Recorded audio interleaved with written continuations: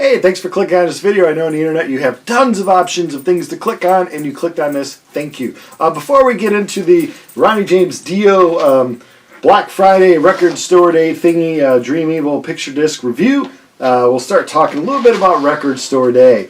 It is a great thing overall, obviously. I love it when stores offer like 10 to 20% off of their whole inventory. Obviously, they're pulling you in there with those limited edition RSD releases and all that. But it's cool to use these stores and so that they stay around, especially here in the year 2020. We want to keep all these stores around. It just kind of blows me away that these things are still a thing. I've been collecting records forever.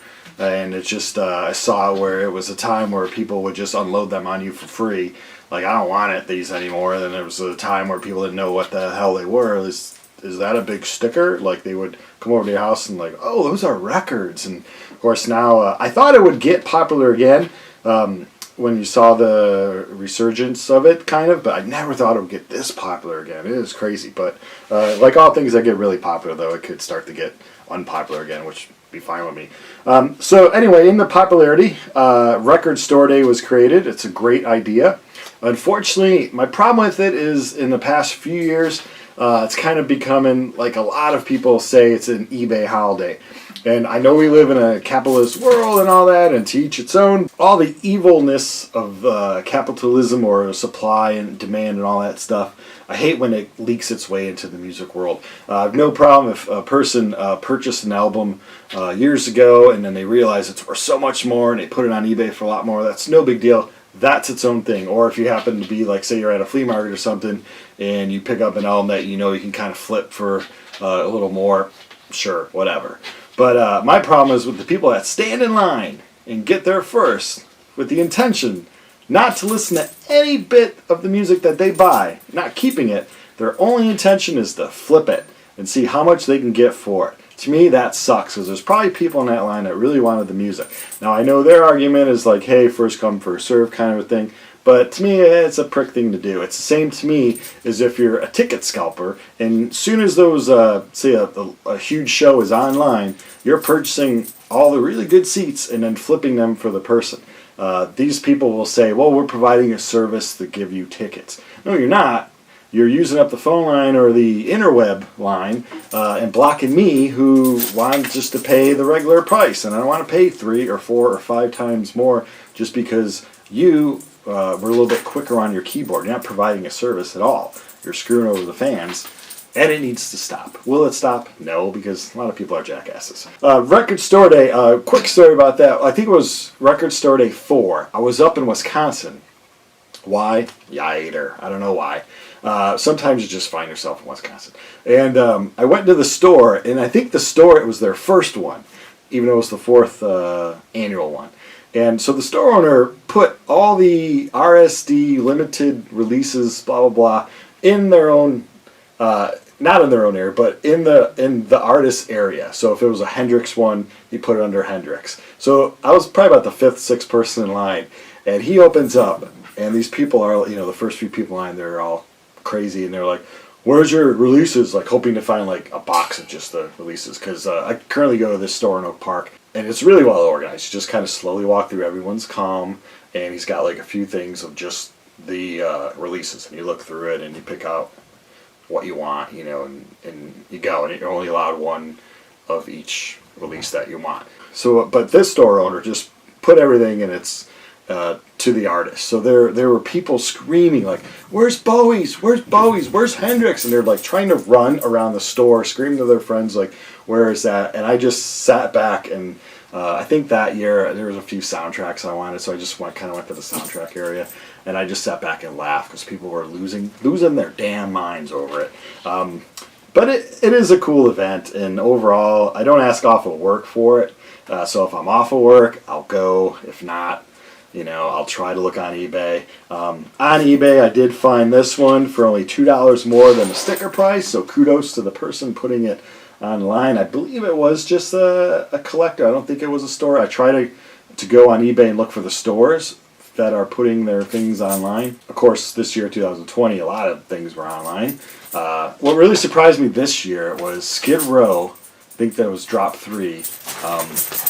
I was going to purchase it, and the store I went to, they didn't have it. So I thought, well, I'll just jump online. It is probably originally went for 30 something. Now it currently sits around 100.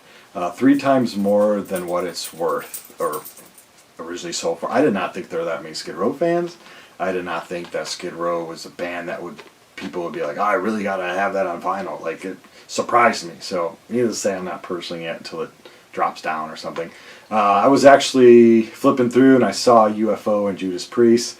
At the time, there was a lot of people in line, and I already purchased maybe 2 or 3 things, and I already have a UFO album that's live. So, but it surprised me that UFO is currently going for around 100, so about 3 times more than the original asking price. Judas Priest is, I think, going around for twice the original. So every time you have a drop or something like that, there's always albums that I know are going to sell for a lot more. Like Pearl Jam's Unplugged, I knew that would sell for a lot more. And then, but anyway, so this album, Ryan James Dio, Dream Evil Picture Disc, it's currently still at the same price. I think you can score it on eBay for like 22 or 24. Before I talk about this particular thing, we'll look at his career real fast. This is just the things I own of him. Elf, honestly, I may put this up on sale, and I always start my personal eBay things for like the cheapest price I see on eBay, because I want it to sell, and I want people to have a chance at it and stuff. But I may spin it a few more times, but I recall not really caring for it as much as I wanted to. Holy Diver, this came out. This is when I really started hearing about him. The title track was an MTV video, and oddly enough, when I first saw that video, I thought he was huge, because a lot of the shots were shot up at him, and he has this huge sword, and he's walking around, and I'm like, this is one of the biggest guys on earth. Passed away 10 years now. He passed away in 2010. I can't believe it's been 10 years. If you hear background noise, my dog and my cat, they only fight when I turn the video camera on. Rainbow in the Dark. Of course, he was in the band Rainbow, so it's kind of cool. It's a single for that. I also have Last in Line. This is really what, when he came out with this, I'm like, I'm going to pay attention to this career, because this was just an amazing album. Every song is great. If you don't have this and you love hard rock, heavy metal, you need to have it. Mystery, 12-inch single. The UK always got 12-inch singles. Yes, living here in America, we got the 7-inch single. But recently, in the last few years, I've been trying to get the 12 inches on everything. Sacred Heart, it was his 3rd solo album. King of Rock and Roll, Hungry for Heaven. I mean, the guy's got an amazing voice, had an amazing voice. One of the premier singers, of course. And just his solo career. Like Ozzy leaves Black Sabbath, that's a great solo career. Same thing with him. Leaves Black Sabbath, that's a great solo career. Another White Live album. Guys, really? All day you have to play, and now it's playtime. Just don't hit the camera. Tripod, please. Intermission, a live album. And of course, here we go, Dream Evil. So, let's see, 87 came out. I think it came out in June, July 87. I was springtime 87. It's good times. I was a little high school brat there. And I could have been dreaming one of the coolest songs. So anyway, let's go back to 1987. Castle Donington, probably the Monsters of Rock show. I looked at the listing, and it's the only show that he played there. So I'm assuming it was that. So August 87. This has Dream Evil. Great song. And Naked in the Rain. One of my least favorite songs on the album. But he's been putting out, or whoever's been on his behalf, has been putting out a lot of these picture discs. So it could be like running out of tracks or whatever. But there's a lot of other songs on Dream Evil that he performed live that would have probably been a cooler side B. But for side A alone, and really for the artwork alone, this little evil clown dude, that is cool. That's worth the $20 right there. But Dream Evil, the sound quality. When I was a kid, if you got a picture disc, you pretty much bought it because of how it looked. You put it on your turntable, and you'd hear the music, but you'd always hear this along with it. The sound quality was just a little weird.